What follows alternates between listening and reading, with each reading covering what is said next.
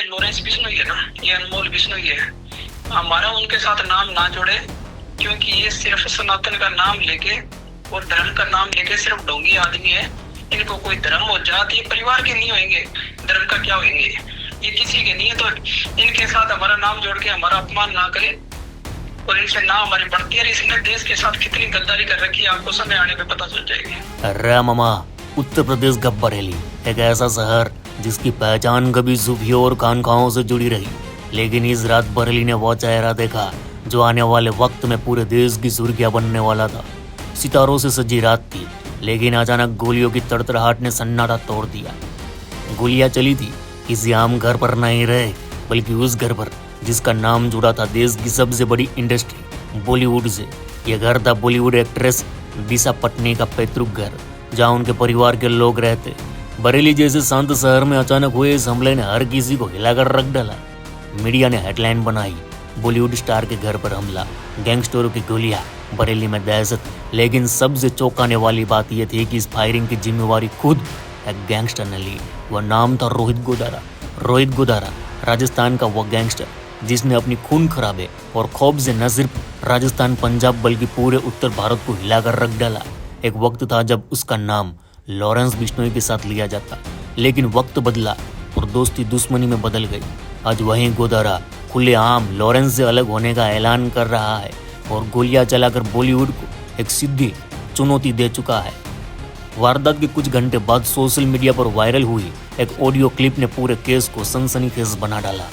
उस गहरी आवाज में गोदारा ने कहा, ये काम मैंने किया है और मेरा नाम अब किसी लॉरेंस या किसी अनमोल के साथ न जोड़े। अब सवाल उठने लगे, आखिर दिशा पटनी के परिवार को क्यों निशाना बनाया गया? आखिर ये सिर्फ एक निजी विवाद था या फिर इसके पीछे कोई बड़ा खेल छिपा है? धर्म, राजनीति और गैंगवॉर का मिला जुला खतरनाक संगम। बरेली की वह रात अब सिर्फ एक शहर की घटना नहीं रही है, ये कहानी थी उस अंडरवर्ल्ड की जिसकी जड़ें राजस्थान से निकलकर अब बॉलीवुड तक फैल चुकी है। और इस कहानी का केंद्र है रोहित गोदारा, वह शख्स जिसका आपराधिक सफर आज हमें समझना होगा, ताकि हम जान सके कि आखिर कैसे एक साधारण गांव का लड़का भारत की अंडरवर्ल्ड का सबसे खतरनाक खिलाड़ी बन गया।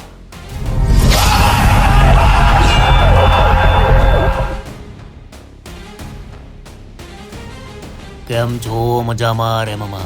राजस्थान की मिट्टी, गर्म हवाएं और पथरीली जमीन, इसी धरती पर जन्मा था एक ऐसा लड़का जिसे शुरू में शायद ही किसी ने गंभीरता से लिया हो, लेकिन वही लड़का वक्त के साथ बना देश भर में दहशत का दूसरा नाम, रोहित गोदारा। रोहित गोदारा का जन्म राजस्थान के एक साधारण किसान परिवार में हुआ। गांव की गलियों में पला बड़ा ये छोकरा बाकी बच्चों की तरह था, लेकिन फर्क था उसकी सोच और गुस्से में। कहते हैं कि बचपन से ही उसमें बगावतीपन झलकता। जहां बाकी बच्चे खेतों में खेलते, वो अकेला बैठकर ताकत और इज्जत के किस्से सुना करता। राजस्थान के गाँव में उस समय एक अनकही परंपरा थी, जिसके पास बंदूक है उसी की चलती है। झगड़े खेत खलिहान से निकलकर सीधे खून खराबे तक पहुंच जाते। यहीं से रोहित के दिल में अपराध का बीज बोया गया। किशोरावस्था तक आते आते उसका झुकाव अपराध की ओर साफ दिखने लगा। पहले छोटे मोटे झगड़े, फिर मारपीट और जल्द ही नाम जुड़ गया गाँव के गुंडों से। उसने पहली बार अपराध का असली स्वाद तब चखा जब अपने ही गाँव के एक विवाद में उसने विरोधी पर हथियार उठा लिए। यह उसका पहला केस था। पुलिस स्टेशन में नाम दर्ज हुआ और गाँव में डर का माहौल फैल गया। लेकिन यही डर धीरे धीरे उसकी पहचान बनने लगा। लोग अब उसे एक साधारण लड़के के बजाय बदमाश रोहित कहने लगे। अरे मामा, सिर्फ डर से कोई गैंगस्टर बड़ा नहीं बनता रे। बड़ा बनने के लिए चाहिए जिगरा, पैसा और राजनीतिक संपर्क। रोहित ने तीनों हासिल किए। उसने स्थानीय नेताओं और सरपंचों के झगड़े सुलझाने शुरू किए। सुलझाना शब्द बाहर से सुनने में शांतिपूर्ण लगता है, लेकिन असल में उसके सुलझाने का तरीका था बंदूक की नली से फैसला सुनाना। धीरे धीरे नेता लोग उसे इस्तेमाल करने लगे और रोहित को मिल गया पैसा, पावर और राजनीतिक रसूख। यहीं से उसकी मुलाकात हुई राजस्थान और पंजाब के दूसरे बदमाशों से। कहते हैं कि इसी दौरान उसने लॉरेंस बिश्नोई गैंग का नाम सुना और उसकी दिलचस्पी बढ़ी, क्योंकि लॉरेंस सिर्फ गैंगस्टर नहीं था रहे, बल्कि उस वक्त की नई अंडरवर्ल्ड की यूनिवर्सिटी का मालिक था। रोहित की सोच साफ थी, अगर बड़ा बनने का तो बड़े नाम से जुड़ने का, और यहीं से उसकी किस्मत ने नया मोड़ लिया। अरे चच्ची जान, अंडरवर्ल्ड में एक कहावत है, छोटे गैंगस्टर तभी बड़े बनते हैं जब वो बड़े नाम से जुड़ते हैं। रोहित गोदारा के लिए वो बड़ा नाम था लॉरेंस बिश्नोई। लॉरेंस का नाम तब तक पंजाब, हरियाणा और राजस्थान के हर कोने में गूंज चुका था। उसकी पढ़ाई, उसका गैंगस्टर बनने का सफर और उसका रॉबिन हुड जैसा चेहरा युवाओं को खींचता, डराता भी। रोहित जैसे नौजवान बदमाश के लिए लॉरेंस एक रोल मॉडल बन चुका था। गोदारा जानता था कि अगर उसे अपनी पहचान जिला स्तर से अंतर्राज्यीय गैंग तक ले जानी है तो उसे लॉरेंस के झंडे के नीचे खड़ा ही होना होगा। कहते हैं कि पहली मुलाकात जेल के रास्ते हुई। एक मुकदमे में बंद रहने के दौरान रोहित ने लॉरेंस के कुछ गुर्गों से संपर्क किया और वहीं से रिश्ते का बीज पड़ा। लॉरेंस ने उसकी काबिलियत को परखा। ये लड़का सिर्फ बंदूक नहीं चला सकता बल्कि लोगों को जोड़ने की भी क्षमता रखता है। धीरे धीरे दोनों के बीच फोन पर बातचीत, गुप्त मुलाकातें और आपसी भरोसा बढ़ने लगा। रोहित अब सिर्फ राजस्थान का गुंडा नहीं था बल्कि वह लॉरेंस बिश्नोई का साथी था। जैसे ही गोदारा ने लॉरेंस का झंडा उठाया वैसे ही उसके अपराधों का पैमाना बदल गया। अब वह छोटे मोटे झगड़े सुलझाता नहीं बल्कि कॉन्ट्रैक्ट किलिंग और एक्सटॉर्शन जैसे खेलों में उतर चुका था। कहा जाता है कि इस दौरान में कई हाई प्रोफाइल मर्डर केस में गोदारा का नाम सामने आया, लेकिन पुलिस को कभी सीधे सबूत नहीं हाथ लगे।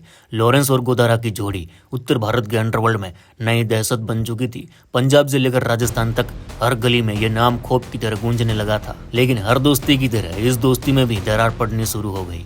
उत्तर भारत का गैंग वर्ल्ड 2010 के दशक का मध्य, एक नाम हर जगह गूंज रहा था, लॉरेंस बिश्नोई।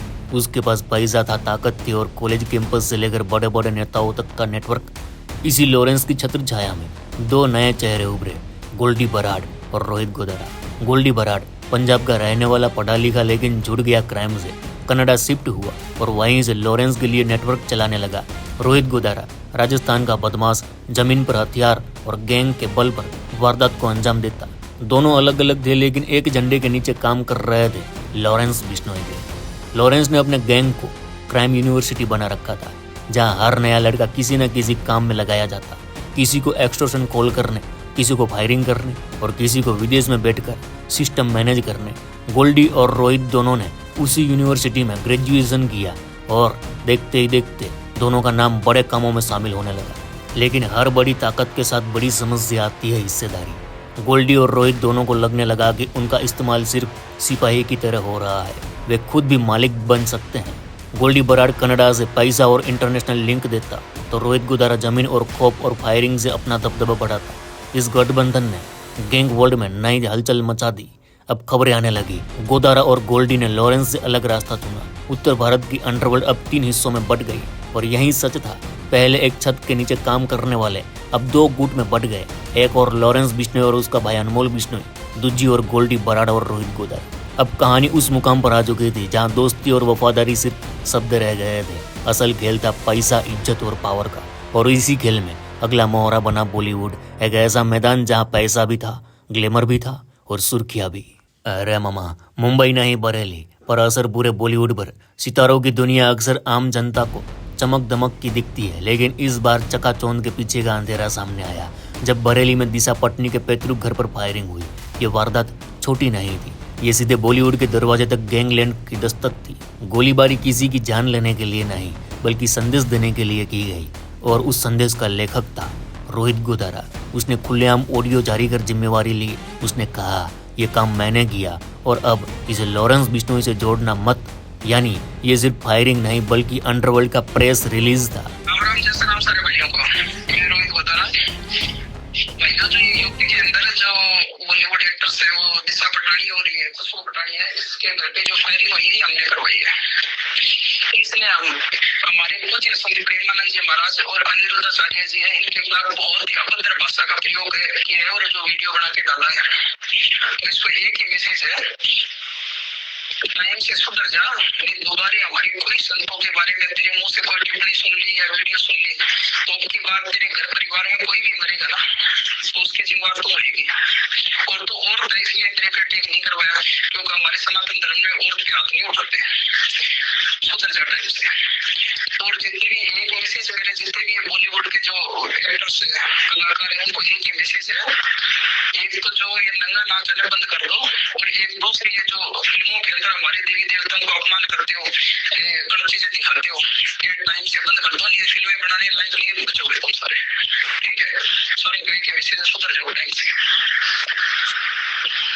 एक जितने भी पत्रकार है, न्यूज चैनल वाले हैं, जो भी सोशल मीडिया वाले हैं, सारे भाइयों से मेरा एक ही निवेदन है कि एक तो ये लॉरेंस बिश्नोई है ना, ये अनमोल बिश्नोई है, हमारा उनके साथ नाम ना जोड़े क्योंकि ये सिर्फ सनातन का नाम लेके और धर्म का नाम लेके सिर्फ ढोंगी आदमी है।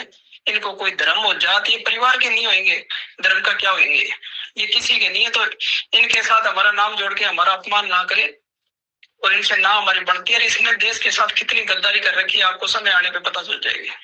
ये देश के सबसे बड़े गद्दार है, जो आपको पता ही चल जाएगा। लगभग को तो जो मीडिया चैनल वाले हैं उनको पता ही है क्या है। तो इनके साथ हमारा हाथ जोड़ के निवेदन है, इनके साथ हमारा नाम ना जोड़े। रोहित गोदारा ने दावा किया कि यह हमला दिशा पटनी की बहन खुशबू पटनी के बयान की वजह से हुआ। उस बयान में उन्होंने कथावाचक प्रेमानंद महाराज और अनिरुद्धाचार्य को लेकर टिप्पणी की। गोदारा ने इसको असम्मान माना और बदले के नाम पर बॉलीवुड के घर तक गोलियां पहुंचा दी। असल सवाल ये था, बॉलीवुड क्यों? कारण साफ था, बॉलीवुड के पास पैसा, ग्लैमर और सुर्खियां है। किसी भी बड़े नाम पर हमला सीधा मीडिया की सुर्खियों में जगह, और सबसे अहम बॉलीवुड की पहुंच सत्ता और नेताओं तक भी है। यानी एक वारदात से गैंग का संदेश देश भर में गूंज जाता। फायरिंग के बाद बॉलीवुड में हड़कंप मच गया। दिशा पटनी का परिवार डरा हुआ है, फिल्म इंडस्ट्री के सितारे चौंक गए और पुलिस ने तुरंत सुरक्षा बढ़ा दी। लेकिन असली डर ये था कि क्या अब गैंग वॉर सीधे फिल्म इंडस्ट्री तक बढ़ रही है। इस वारदात का दूसरा पहलू और भी दिलचस्प था। गोदारा ने साफ शब्दों में कहा, मेरा नाम लॉरेंस और अनमोल बिश्नोई से मत जोड़ो, मैं अब अपना खेल अलग खेलता हूँ। यानी ये हमला सिर्फ बॉलीवुड पर नहीं बल्कि लॉरेंस को चुनौती देने का भी तरीका था। उधर बरेली में दिशा पटनी के घर पर फायरिंग की खबर जैसे ही फैली, उत्तर प्रदेश पुलिस से लेकर महाराष्ट्र और दिल्ली तक की एजेंसियां सतर्क हो गई, क्योंकि मामला सिर्फ फिल्म स्टार तक का नहीं है, ये सीधा राष्ट्रीय सुरक्षा का सवाल बन चुका है। पुलिस ने तुरंत स्पेशल टास्क फोर्स और एंटी गैंगस्टर यूनिट को अलर्ट पर डाल दिया।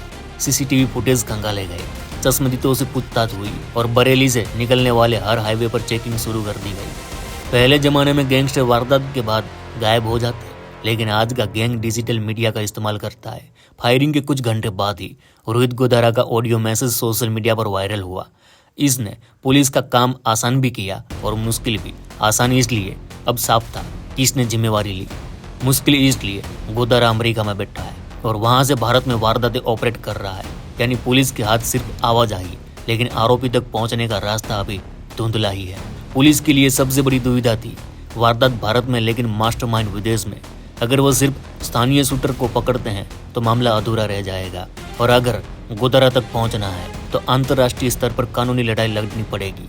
इसी बीच लॉरेंस बिश्नोई का नाम भी मीडिया में उछला गया, लेकिन गोदारा ने खुद को अलग करके पुलिस की जांच को और उलझा दिया। रो और आईबी की रिपोर्ट में साफ लिखा गया है कि भारतीय अंडरवर्ल्ड अब ग्लोबल नेटवर्क से जुड़ चुका है। कनाडा, अमेरिका, दुबई में बैठे लोग भारत के शहरों में गोलियां चला रहे हैं, और यही सबसे बड़ा खतरा है, क्योंकि अगर ये ट्रेंड बढ़ता रहा तो बॉलीवुड ही नहीं, भारत का हर बड़ा बिजनेस हाउस गैंग वॉर की चपेट में आ सकता है। अंडरवर्ल्ड सिर्फ अपराध नहीं, राजनीति भी है। भारत में गैंग वर्ल्ड को अगर गौर से देखा जाए तो ये सिर्फ गोलियां और खून की कहानी नहीं है रे, बल्कि एक राजनीति है, जहां हर गैंगस्टर अपनी जगह, अपना इलाका और अपनी पहचान बनाने के लिए लड़ रहा है। रोहित गोदारा, लॉरेंस बिश्नोई, गोल्डी बराड, ये तीन नाम अब उत्तर भारत के अंडरवर्ल्ड में त्रिकोणीय शक्ति बन चुके हैं। अगर गौर से देखें तो इन गैंगों की राजनीति बिल्कुल नेताओं जैसी है। प्रचार, सोशल मीडिया पर धमकी भरे बयान जारी करना, गठबंधन, जरूरत के हिसाब से नए नए गैंगों के साथ हाथ मिलाना, वोट बैंक, जहाँ वोट बैंक की जगह इलाका और गुर्गे है, विरोधी, एक ही गुट के लोग वक्त आने पर अलग होकर नई पार्टी बना लेते हैं। यानी ये गैंग वर्ल्ड अपराध की दुनिया का राजनीतिक संसद है। हर हत्या, हर फायरिंग अब सिर्फ बदला नहीं है, ये मैसेज भी है, दुनिया को दिखाने का तरीका भी है, कौन कितना ताकतवर है। दिशा पटनी के घर पर हुई फायरिंग इसका बड़ा उदाहरण है। ये गोली सिर्फ दीवार पर चली है रे, लेकिन आवाज बॉलीवुड, दिल्ली और राजस्थान तक गूंजी है। अब अंडरवर्ल्ड की ये राजनीति सिर्फ अपराध तक सीमित नहीं रही, ये धर्म, कारोबार और ग्लैमर तक पहुंच चुकी है, और ये नए मोर्चे पर पुलिस और एजेंसियों के लिए ये खेल मुश्किल बनता जा रहा है। तो अंडरवर्ल्ड के इस नए चेहरे, अंडरवर्ल्ड के इस नए पैटर्न, रोहित गोदारा, गोल्डी बराड और लॉरेंस बिश्नोई की नई दुश्मनी और बॉलीवुड पर अंडरवर्ल्ड का काला छाया, इस पर आपकी क्या राय है? कमेंट में जरूर बताना। चलो इस गुज्जू भाई का राम राम, मिलते हैं फिर।